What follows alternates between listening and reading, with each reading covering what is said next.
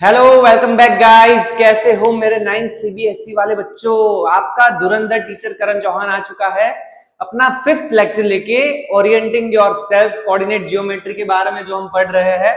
Last lecture में हमने cover किया था डिस्टेंस फॉर्मूला कि अगर कार्टेशियन प्लेन में दो पॉइंट्स मेरे पास कहीं पर लोकेटेड है और एक पॉइंट से दूसरे पॉइंट की दूरी अगर मुझे ढूंढनी हो कि भैया ए पॉइंट और बी पॉइंट एक दूसरे से कितने डिस्टेंस पर है तो कैसे ढूंढा जाए, उसका बड़ा सिंपल सा एक फॉर्मूला पढ़ा था which is distance formula under root of x2 minus x1 whole square plus y2 minus y1 whole square, जिसमें हम कोऑर्डिनेट्स रखते थे। पहले पॉइंट के कोऑर्डिनेट को x1 y1 नाम दिया था, दूसरे पॉइंट को x2 y2 बोलते थे। ऐसा कुछ अपन ने लास्ट लेक्चर में पढ़ा था। अगर नहीं पढ़ा है तो जाके पहले वो वीडियो देख लो तो आज के लेक्चर में आपको समझ आ सके। अगर लास्ट लेक्चर आपने नहीं अटेंड किया था तो ये लेक्चर में सब बाउंसर जाएगा भैया, ठीक है। तो फटाफट जाके लेक्चर नंबर 4 देख लो। अपन आज अपने नए टॉपिक के बारे में बात करने वाले हैं which is connected with the distance formula, ठीक है। डिस्टेंस के ऊपर ही ये पूरा टॉपिक बेस्ड है, ठीक है। आज के लेक्चर में अपन कोलिनियरिटी के बारे में पढ़ने वाले हैं, शेप्स कैसे आइडेंटिफाई करें वो चीज भी पढ़ने वाले, ठीक है। तो पहली बात करते हैं कोलिनियरिटी की। कोलिनियर क्या होता है, what do you mean by collinear points. Collinear word का मतलब क्या होता है, तो कोलिनियर वर्ड का मतलब होता है in a same line, in a same straight line. अगर प्रिसाइजली बोले तो कि अगर मेरे पास दो पॉइंट्स को तो आप कनेक्ट करोगे तो वो लाइन पे होंगे, पर ये है तीन पॉइंट्स के बारे में कि अगर मेरे पास तीन अलग अलग पॉइंट है। समझो यहां पर मैंने एक पॉइंट लिया ए, यहां पर मैं एक पॉइंट ले रहा हूं बी और यहां पर मैं एक पॉइंट ले रहा हूं सी। अब अगर मैं इन तीनों पॉइंट्स को कनेक्ट करूं, क्या वो एक लाइन पर दिख रहा है? हाँ सर, यहां पर ऐसा कुछ लग तो रहा है कि ए बी और सी दे बोथ सॉरी तीनों पॉइंट्स जो है वो सेम लाइन के ऊपर लाई कर रहे हैं।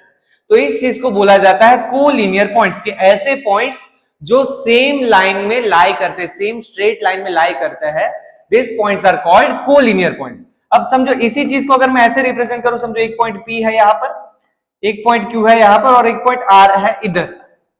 क्या मैं ऐसा बोल सकता हूं कि P, Q और R सेम लाइन पर है? नहीं सर, यहां पर नहीं बोला जाएगा, बिकॉज P से लेकर Q तो अपन सीधा पहुंचे, पर Q से लेकर R हमें P, Q, R के लिए टर्न लेना पड़ रहा है कि नहीं। तो इस वजह से इन पॉइंट्स को कोलिनियर बोला जाएगा नहीं। तो ये तो सर लोकेट करने के बाद पता चलेगा ना, ग्राफ पेपर होना चाहिए, पॉइंट्स होने चाहिए, पॉइंट्स को मैं ग्राफ पेपर के ऊपर लोकेट करूं, उसके बाद मुझे आइडिया आएगा कि भाई पॉइंट्स सेम लाइन पर लाई कर रहे हैं कि नहीं कर रहे। बट सीबीएसई वाले भाई जैसे तैसे लोग तो है नहीं, वो आपको क्या बोलेंगे कि भैया ग्राफ पेपर पे रिप्रेजेंट नहीं करना है, बिना ग्राफ पेपर के ऊपर रिप्रेजेंट करे बताए। आप मुझे बताओ कि क्या ये तीनों पॉइंट सेम लाइन में लाई कर रहे हैं कि नहीं। तो इस केस में फिर क्या करेंगे, तो इस केस में काम आता है डिस्टेंस फॉर्मूला। अब सर वो कैसे? समझो अगर मैं इन तीन पॉइंट्स की बात करता हूं ए बी और सी की, ध्यान से देखना, बड़ा सिंपल लॉजिक है। समझो इधर मैं खड़ा हूं, ठीक है, इधर खड़े हैं करण सर। समझो इधर खड़ी है कटरीना और इधर है अपने सलमान भाई, सलमान बॉय, ठीक है। अब समझो मेरे से लेकर कैटरीना तक का जो डिस्टेंस है वो है 5 मीटर, ऐसा मान लेते हैं, ठीक है। मैं मेरे से कटरीना कैफ कितनी दूरी पर खड़ी है भैया? 5 मीटर की दूरी पर खड़ी है।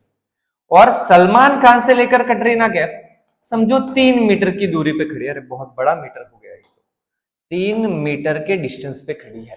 क्लियर है भाई? क्या बोला मैंने कि मेरे से लेकर कैटरीना का डिस्टेंस कितना है? 5 मीटर। सलमान खान से लेकर कैटरीना का डिस्टेंस कितना है? 3 मीटर। अब अगर मैं ऐसा बताऊं कि भाई मेरे को कैटरीना को नहीं मिलना, वो तेल लेने गई, अपन सीधा जाएंगे सलमान भाई के पास। तो अगर करण सर को सलमान खान तक पहुंचना है तो कितना डिस्टेंस ट्रैवल करना पड़ेगा? सर बड़ा ही सिंपल आंसर है, यहां से लेकर यहां तक का 5 है, ए से लेकर बी का 5 है, बी से लेकर सी का कितना है? 3। तो ए से लेकर सी का डिस्टेंस, करण सर से लेकर सैलमॉन बॉय का डिस्टेंस जो होगा वो 8 मीटर हो जाएगा। हाँ सर एकदम इजी था। अब देखो यहां पर हुआ क्या कि अगर मैंने ए से लेकर बी का डिस्टेंस, जिसको मैं रिप्रेजेंट करूंगा ए बी से, विच इज 5 मीटर्स, यस और नो? बिल्कुल सही है सर। बी से लेकर सी का डिस्टेंस, कटरीना से लेकर सलमान भाई का डिस्टेंस वो है 3 मीटर्स। और अगर मैं ए से, मेरे से लेकर भाई सलमान खान तक की दूरी देखी जाए ए सी, वो कितना मिला 8 मीटर। सर दो डिस्टेंस का एडिशन तीसरे के बराबर मिल रहा है ना, कि sir A B plus B C करते हो आप, तो आपको आंसर क्या मिल रहा है ए सी।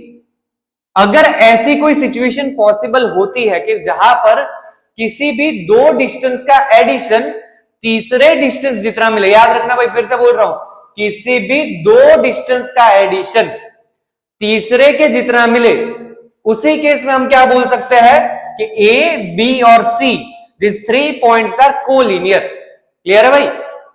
अदरवाइज ये चीज पॉसिबल नहीं होती। सोचो अगर हम ऐसा कुछ एग्जांपल यहां पर लिखे कि समझो यहां पर मैं खड़ा हूं, यहां पर फिर से कटरीना आ गई भाई, सलमान खान समझो इधर कहीं पर खड़े हैं, ए से लेकर बी समझो 5 है, बी से लेकर सी 3 है, क्या ए से लेकर सी का डिस्टेंस 3 मीटर होगा?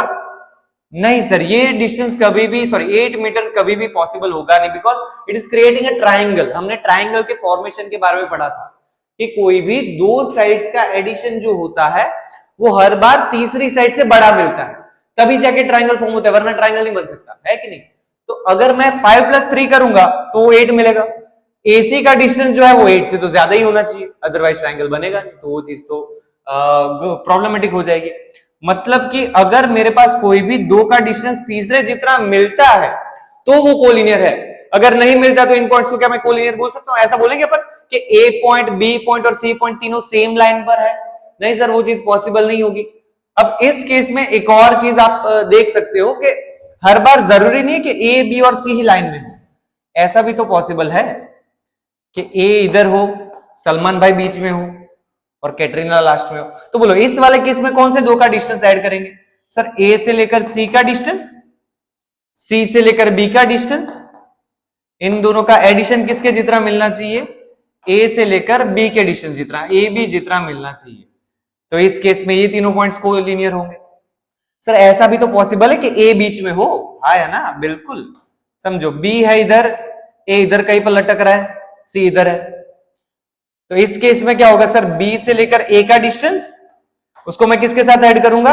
ए के लेकर सी के डिस्टेंस से, और इन दोनों को मैं प्लस कर दूंगा।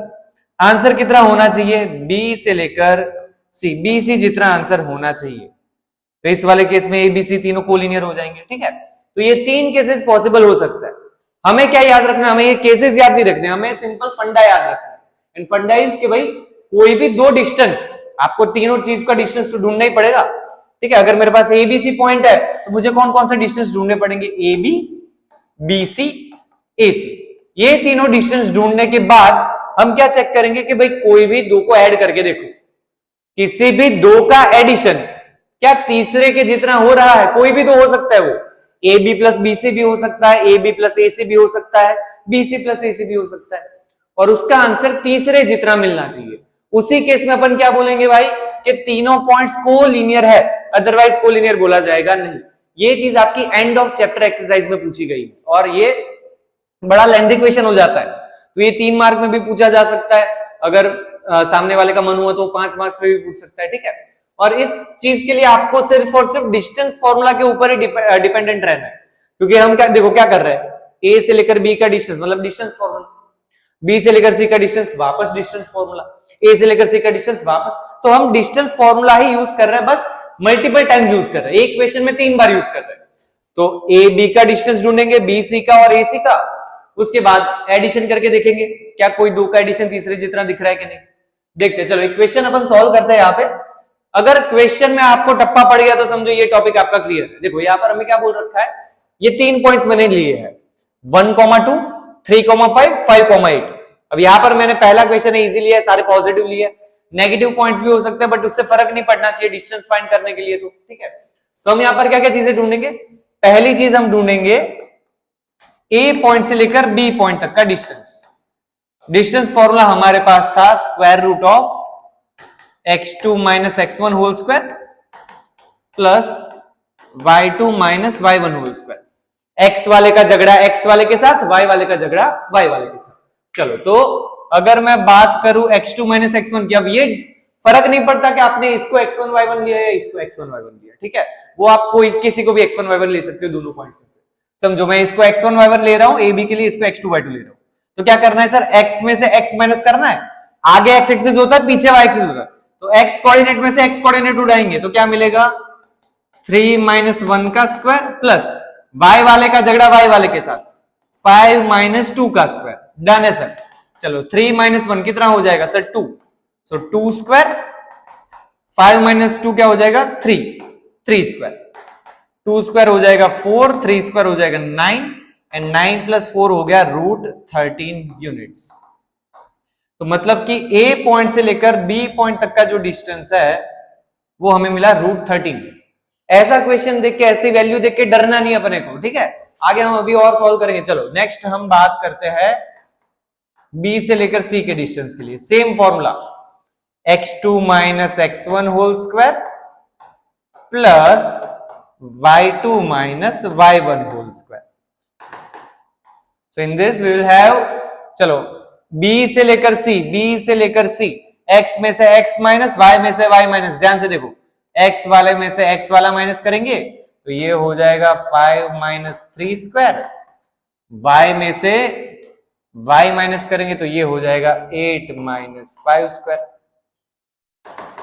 चलो 5 माइनस 3 क्या हो जाएगा सर 2 का स्क्वायर होगा, 8 माइनस 5 क्या होगा 3, उसका स्क्वायर कर लेंगे सर। चलो भाई यहां पर ही लिख देते हैं, क्यों जगह पगाड़े, जगह बहुत काम की है भाई, बहुत छोटा बोर्ड है हमारा। चलो 2 का स्क्वायर हो जाएगा 4, 3 का स्क्वायर हो जाएगा 9, 9 प्लस 4 सर ये वापस से रूट 13, वही आंसर आया है कि नहीं भाई। चलो सर ये तो बड़ा आसान था, ए बी आ गया, बी सी आ गया। लास्ट वाला डिस्टेंस है ए से लेकर सी का, अंडर रूट ऑफ, चलो फिर से सेम फॉर्मूला अप्लाई करेंगे अपन। फॉर्मूला मेरे साथ साथ में बोलते जाओ, x2 minus x1 whole square plus y2 minus y1 whole square is equals to under root of, चलो x2 में से x1, a से लेकर c का, a का x है 1, c का x है 5, तो यहां पर मिलेगा सर 5 माइनस 1 का स्क्वायर, y2 माइनस y1 करता है तो ये हो जाएगा 8 माइनस 2 का स्क्वायर, 5 माइनस 1 क्या हो जाएगा 4 स्क्वायर, 8 माइनस 2 क्या हो जाएगा 6 स्क्वायर, 4 का स्क्वायर होता है 16, 6 का स्क्वायर होता है 36, 36 प्लस 16 ये हो जाएगा 52 लिख सकते हैं। अब सर 52 यहां पर तो इन दोनों का, अब हम देखो पता है स्क्वायर रूट वाली चीजों का एडिशन होता नहीं है। अगर मैं 52 को ध्यान से देखूं तो मैं इसको ऐसे लिख सकता हूं 13 4 जा, यस सर 13 4 जा 52 होता है, और 4 जो है वो परफेक्ट स्क्वायर नंबर है जिसका स्क्वायर रूट बाहर निकल सकता है। ध्यान से देखो क्या करना है अपने को, 52 को मैंने फैक्टर्स में डिराइव कर दिया, 52 के मैंने फैक्टर्स निकाले 13 इंटू 4, जिसमें 4 का स्क्वायर रूट हो सकता है, 13 का स्क्वायर रूट तो नहीं होगा तो वो छपरे के अंदर रहेगा, ये अपना छपरा है, बट 4 का स्क्वायर रूट क्या हो जाएगा 2, तो सर 2 निकल जाएगा छपरे के बाहर, अंदर क्या बच जाएगा रूट 13 यूनिट्स। ओके डन है, ये अपने को मिल गई एसी की वैल्यू। अब ध्यान से देखो भाई, ए बी की वैल्यू क्या मिली रूट 13, बीसी की वैल्यू क्या मिली रूट 13, और एसी की वैल्यू क्या मिली 2 रूट 13। अगर मैं यहां पर ध्यान से देखूं, ए बी और बीसी को अगर मैं ऐड करता हूं, A B plus B C, A B की वैल्यू है रूट 13, बीसी की वैल्यू भी क्या है रूट 13, रूट 13 प्लस रूट 13, गलती से रूट 26 लिख के मत आ जाना, छपरों के अंदर वाली वैल्यूज का कभी भी एडिशन किया जाता नहीं, बिकॉज इसकी पावर है, स्क्वायर रूट है मतलब 1/2 पावर रिप्रेजेंट करता है। तो यहां पर कैसे सर सिंप्लीफाई कैसे करेंगे, तो रूट 13 को मानो कि वो सेब है, नूतन वाला अपना एप्पल है, तो हम क्या मानेंगे समझो, एक एप्पल प्लस एक apple, 1 apple plus 1 apple 2 apple, मतलब कि सेम चीज, 1 times root 13 plus 1 times root 13 कितना हो जाएगा 2 टाइम्स रूट 13 यूनिट्स। और सर ये जो डिस्टेंस है ये तो एसी जितना मिल रहा है, तो यहां पर हो गया प्रूव कि भाई ए बी और बीसी को अगर मैं प्लस करता हूं तो आंसर एसी जितना मिलता है, कि दो चीजों को ऐड करने पर आंसर तीसरी चीज जितना मिल रहा है, which means we can say that therefore A, B and C are collinear points, which means के A, B और C ये जो तीनों पॉइंट्स है वो सेम लाइन के ऊपर लाई कर रहे हैं। आसान है बच्चों, समझ आ रहा है भाई? कोई भी डाउट? अगर कोई डाउट है तो बच्चों कमेंट सेक्शन में डाल सकते हो बिंदास, तो अपन उसके ऊपर थोड़ा और ज्यादा मेहनत से काम करेंगे, ठीक है? चलो आगे एक और क्वेश्चन, सेम टाइप का क्वेश्चन मैंने लिया है कि ए, बी और सी ये 3 पॉइंट्स मैंने दे रखे हैं, आपको चेक करना है कि क्या ये तीनों पॉइंट्स कोलिनियर है या नहीं है। अब आप एक काम कर सकते हो मेरे लिए, एक सिंपल सा काम दे रहा हूं, देखो वीडियो अभी पॉज कर दो मस्त तरीके से, ये 3 पॉइंट्स देख लो, 2, 2, -2, 5, 3, 1, और खुद से ट्राई करो, खुद से डिस्टेंस ढूंढ के निकालो कि ए से लेकर बी का डिस्टेंस क्या होगा। खुद से ट्राई करोगे तो पता चलेगा कि समझ आ रहा है कि नहीं आ रहा, बिल्कुल हवा में जा रहा है, ठीक है? तो वीडियो पॉज करने का काम आपका है, नोटबुक पेन आपके पास होगी, तो फटाफट से वीडियो पॉज करके फटाफट इसका आंसर निकालो, मेरे को ए से लेकर बी का डिस्टेंस ढूंढ के कमेंट सेक्शन में डाल के दो। चलो फटाफट ट्राई करेंगे भाई सब लोग। सिमिलरली बी से लेकर सी का डिस्टेंस और ए से लेकर सी का डिस्टेंस ढूंढो, ठीक है? अब यहां पर जैसे ही आप लोग चालू करोगे ए पॉइंट से लेकर बी पॉइंट तक के डिस्टेंस के लिए, पहली चीज तो आप स्क्वायर रूट उठाओगे, x2 में से x1 माइनस करेंगे, y2 में से y1 माइनस करेंगे, तो x2 माइनस x1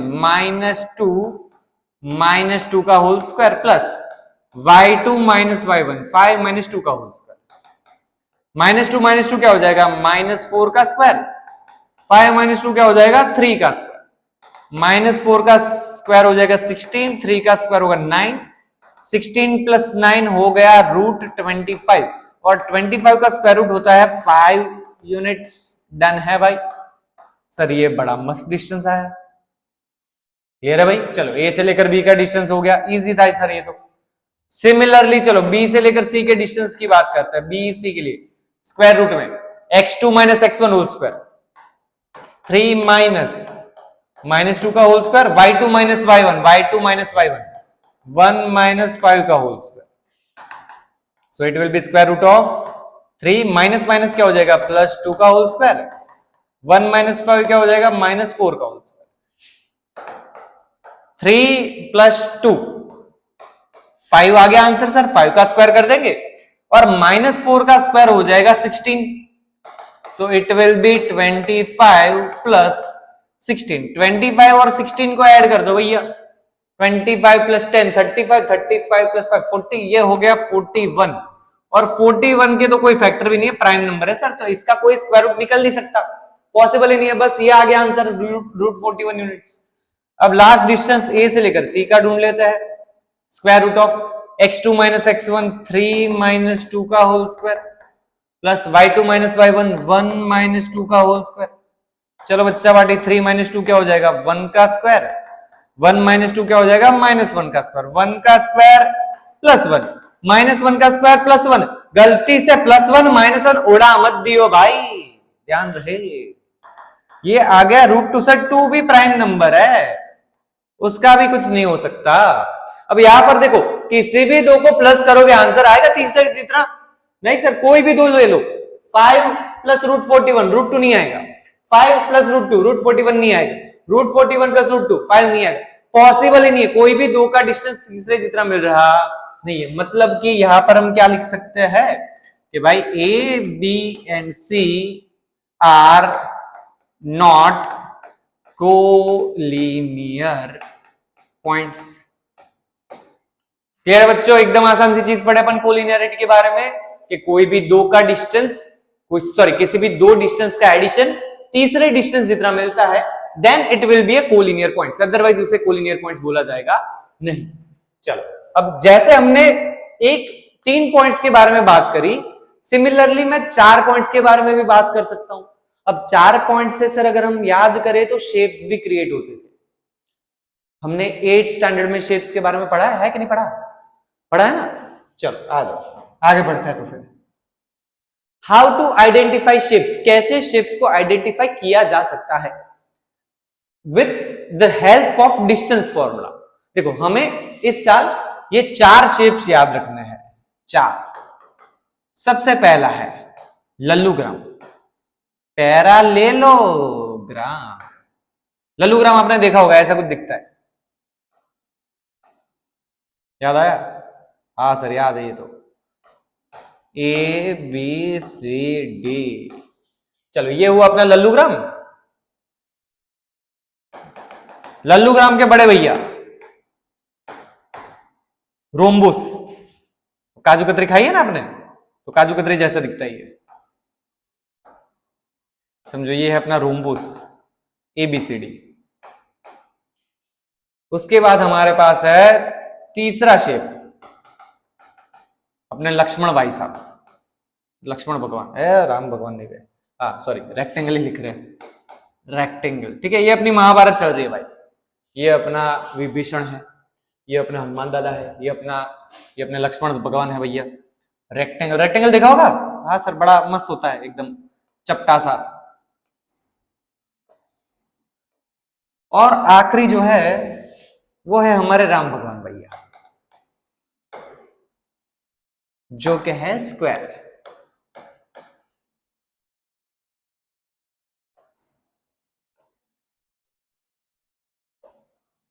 ठीक है, इन चार शेप्स के बारे में अपन ने ऑलरेडी पढ़ा हुआ है, इस साल अपन वापस पढ़ रहे हैं, बिकॉज हमें डिस्टेंस फॉर्मूला के ऊपर से डिसाइड करना है कि हम कैसे डिसाइड करेंगे कि भाई कौन पैरेललोग्राम, कौन रोम्बस, कौन रेक्टेंगल, कौन स्क्वायर। सर चारों शेप्स में कुछ ना कुछ यूनिक वेराइटीज है। जैसे कि मैं पहले बात करता हूं साइड्स के बारे में, हर एक चीज की साइड्स के बारे में अपन पहले डिस्कशन करते हैं। तो अगर मैं पैरेललोग्राम की बात करूं तो पैरेललोग्राम में क्या था, आमने सामने वाली साइड्स कैसी होती थी, इक्वल एंड पैरेलल। अब हमें यहां पर कोऑर्डिनेट जियोमेट्री में अगर मैं ग्राफ ड्रॉ नहीं कर रहा तो मुझे आइडिया नहीं आ सकता कि भाई वो लाइंस एक दूसरे को पैरेलल जाएगी नहीं जाएगी, डायरेक्टली नहीं पता चलेगा, क्रॉस में भी हो सकती है। तो हम क्या करेंगे, हम उसके सिर्फ डिस्टेंस के ऊपर से डिसाइड करेंगे कि वो पैरेललोग्राम बन रहा है या रेक्टेंगल बन रहा है। ठीक है, तो पहली चीज कि अगर मेरे पास अपोजिट साइड्स इक्वल आती है, AB is equals to CD and BC is equals to AD, पहली चीज तो ये हो गई। सर ये चीज तो रेक्टेंगल में भी थी, तो रेक्टेंगल में और पैरेललोग्राम में साइड्स का क्राइटेरिया सेम है, opposite sides are equal and parallel, parallelogram में भी और रेक्टेंगल में भी। रेक्टेंगल में भी ये सेम सिचुएशन है, AB is equals to CD and BC is equals to AD। याद रहेगा, पैरेललोग्राम और रेक्टेंगल बाय बाय, रेक्टेंगल की opposite sides equal and parallel, parallelogram की भी opposite sides equal and parallel. Rhombus और स्क्वायर वो bye bye. ठीक है, पैरेललोग्राम का भाई कौन, रेक्टेंगल, रोम्बस का भाई कौन, स्क्वायर। रोम्बस में क्या खास बात थी, all sides are equal, AB is equals to BC is equals to CD is equals to AD। अगर चारों साइड्स इक्वल है तो वो रोम्बस भी हो सकता है, या तो फिर सर स्क्वायर में भी तो वो चीज थी कि चारों साइड्स इक्वल मिलती थी, AB BC CD and AD। तो रेक्टेंगल और पैरेललोग्राम बाय बाय हुए, रोम्बस और स्क्वायर बाय बाय हुए। अब सर डिसाइड कैसे करेंगे, अगर मेरे पास समझो मैं करूंगा क्या क्वेश्चन सॉल्व करने के लिए, मैं AB BC CD AD चार डिस्टेंस फाइंड करूंगा, पहले चारों साइड्स का मेजरमेंट मिल जाएगा, उसके ऊपर से आइडिया आएगा कि सर कौन सा शेप है। बट सर कंफ्यूजन होगा ना, पैरेललोग्राम की भी अपोजिट इक्वल होती है, रेक्टेंगल की भी अपोजिट इक्वल होती है, तो फिर डिसाइड कैसे करेंगे। तो उसके लिए दूसरी चीज अपन देखेंगे वो है डायगोनल्स। डायगोनल्स किसे बोला जाता है, याद है कि अगर मैं आमने सामने वाले पॉइंट्स को ज्वाइन करता हूं तो उससे जो चीज बनती है उसे क्या बोला जाता है, डायगोनल्स बोला जाता है। तो पैरेललोग्राम में जो डायगोनल्स होते हैं AC और BD वो कभी भी इक्वल होते नहीं है, उनका मेजरमेंट अलग अलग होता है। अगर उनका मेजरमेंट सेम होगा तो फिर वो किस में कन्वर्ट हो जाएगा, रेक्टेंगल में कन्वर्ट हो जाएगा। याद रहेगा भाई कि अगर मेरी अपोजिट साइड्स इक्वल नहीं, सॉरी अपोजिट साइड्स इक्वल है बट डायगोनल्स इक्वल नहीं है, then it will be a parallelogram. अगर अपोजिट साइड्स इक्वल है, डायगोनल्स भी इक्वल है, then it will be a rectangle. चलो रोम्बस में भी सेम फंडा कि अगर डायगोनल्स इक्वल नहीं है, AC और BD अगर डायगोनल्स इक्वल नहीं है, BD है, तो उसे क्या बोला जाएगा, रोम्बस। और अगर डायगोनल्स इक्वल मिलता है, साइड्स भी इक्वल और डायगोनल्स भी इक्वल, तो उसे बोला जाएगा स्क्वायर। ठीक है, ये चार चीजें याद रखनी है अच्छे से। Parallelogram opposite sides equal, diagonals not equal. Rhombus all sides equal, diagonals not equal. Rectangle opposite sides equal, diagonals भी equal. Square all sides equal, diagonals भी इक्वल, ठीक है। तो टोटल हमें देखो कितने डिस्टेंस ढूंढने पड़ रहे हैं, A B, B C, C D, A D, A C, B D, 6 distance ढूंढने का आपको काम करना है।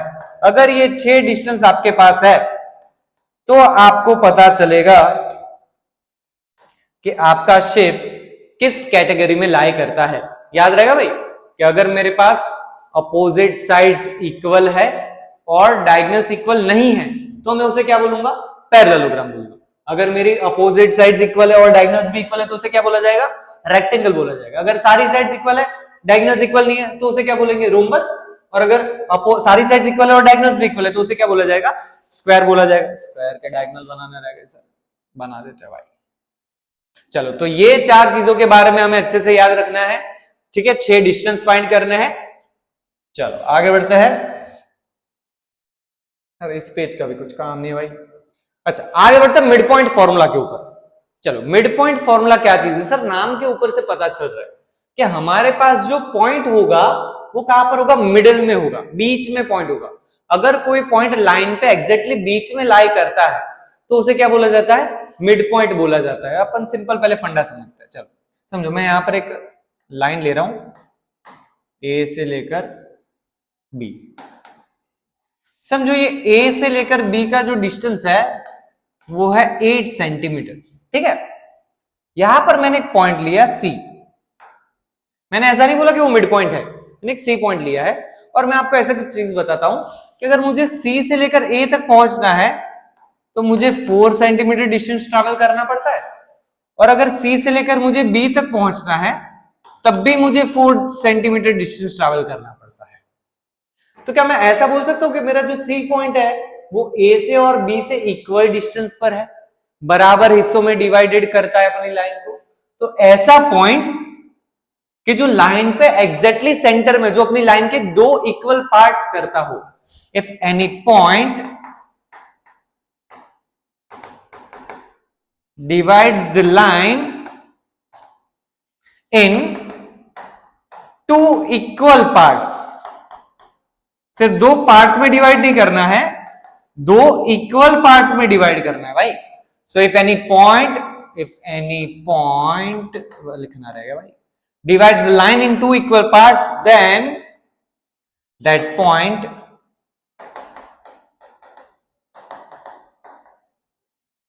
is called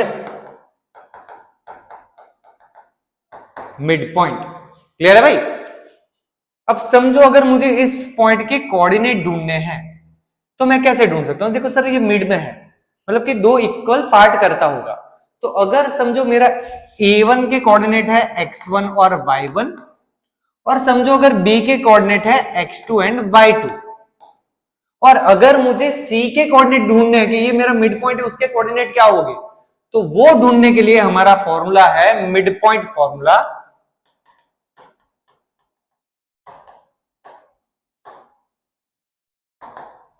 कि C के अगर आपको कोऑर्डिनेट फाइंड करना है कि जो मिडल में है मेरा पॉइंट, तो उसके लिए अपन क्या यूज करेंगे, 2 एंड पॉइंट्स यूज करेंगे। 2 एंड पॉइंट यानी कि जिसके बीच में वो पॉइंट लाई कर रहा है। मेरा C पॉइंट है वो किन 2 पॉइंट्स के बीच में लाई कर रहा है, A और B के। तो A के कोऑर्डिनेट को अपन क्या नाम देंगे, x1 y1, B के कोऑर्डिनेट को क्या नाम दिया, x2 y2। अब अगर मुझे C के कोऑर्डिनेट ढूंढने तो हम क्या करेंगे, एवरेज वैल्यू निकालेंगे। एवरेज वैल्यू यानी कि प्लस करके डिवाइड बाय 2। क्या करेंगे, प्लस करके डिवाइड बाय 2। x वालों को प्लस करो, आधा कर दो, y वालों को प्लस करो, आधा कर दो। x वालों को प्लस करना है सर, x1 यहां पर क्या है x2, तो क्या करेंगे, x वालों को प्लस किया, कर दिया आधा, हो गई बात। चलो सेम चीज y के लिए, y1 प्लस y2, y वालों को प्लस कर दिया आधा। तो यहां पर से जो कोऑर्डिनेट मिलेंगे वो हो गया आपके C पॉइंट के कोऑर्डिनेट। ठीक है, समझो अगर मैं आपको ऐसा बोलता हूं कि A पॉइंट है मेरे पास 5,6 और B पॉइंट है मेरे पास -3,4, फाइंड मिड पॉइंट। चलो अगर मुझे इस A से लेकर B का मिड पॉइंट फाइंड करना है तो मैं कैसे करूंगा, by using mid point formula.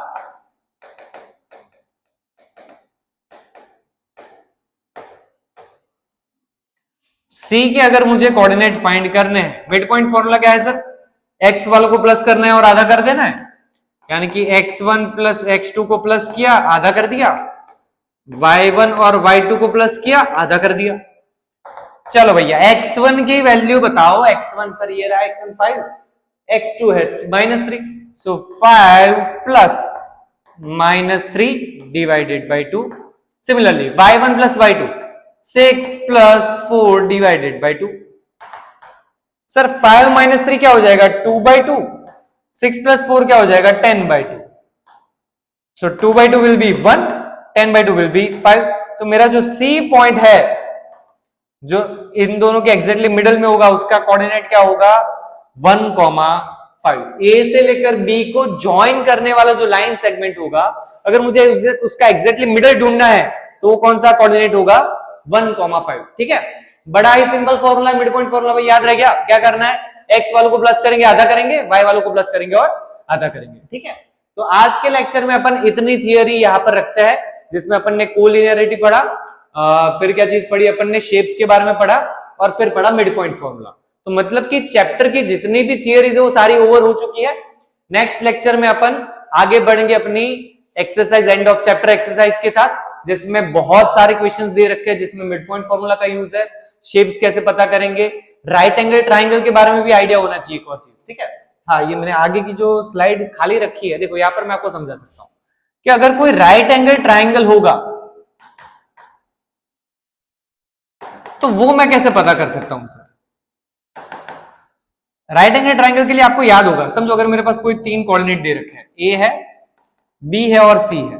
ठीक है, हमें पता करना है कि क्या ये तीनों पॉइंट्स मिला के राइट एंगल ट्राइंगल बनाएंगे कि नहीं बनाएंगे। सर राइट एंगल ट्राइंगल की एक खास बात होती है कि कोई भी 2 के स्क्वायर का addition A B square plus B C square is equal to A C square मिलता है बाय बोधायन, अपना ट्रिपलेट था पाइथागोरियन ट्रिपलेट, कि किसी भी 2 के स्क्वायर का एडिशन अगर तीसरे जितना मिलता है तो वो क्या क्रिएट करता है, राइट एंगल ट्राइंगल बनाता है, वरना राइट एंगल ट्राइंगल बनेगा नहीं। तो सर ये सेम चीज हो गई कि हमें 3 डिस्टेंस ढूंढने हैं, पहला हो गया ए बी, दूसरा हो गया बी सी, तीसरा हो गया ए सी। अब जरूरी नहीं है कि A B square plus B C square ही हो, ऐसा भी तो पॉसिबल है, ये पहला सिनेरियो है कि भाई ऐसा कुछ मिल सकता है। सर दूसरी चीज ऐसे भी तो पॉसिबल है, A B square plus A C square is equal to B C square, तो भी राइट एंगल ट्राइंगल बनेगा। तीसरी भी एक चीज पॉसिबल है, B C square plus A C square is equal to A B square, लिख देते हैं भैया अपन कि भाई B C square plus A C square is equal to A B square. तो मतलब काम तो सर सेम ही रहेगा, ए बी बी सी, ए सी ढूंढना पड़ेगा। अब कोई भी 2 काम स्क्वायर, दोनों को स्क्वायर कर देंगे तीनों का, किसी भी 2 का एडिशन अगर तीसरे जितना मिलता है then it is a right angle triangle, वरना नहीं है। क्लियर है, तो मतलब कि डिस्टेंस फॉर्मूला बहुत इंपॉर्टेंट है इस चैप्टर के लिए। ठीक है, अच्छे से उसकी प्रैक्टिस करेंगे बच्चों। उसका एक मैं डीपीपी सेशन नीचे अपनी जो टेलीग्राम की लिंक है उसमें ज्वाइन हो जाओ फटाफट ग्रुप में, वहां पर आपको पीडीएफ मिलती जाएगी। ठीक है, जिसमें एग्जाम ओरिएंटेड क्वेश्चंस होंगे। ठीक है, तो मिलते हैं अपन नेक्स्ट लेक्चर में। Keep working hard, all the best, Radhe Radhe.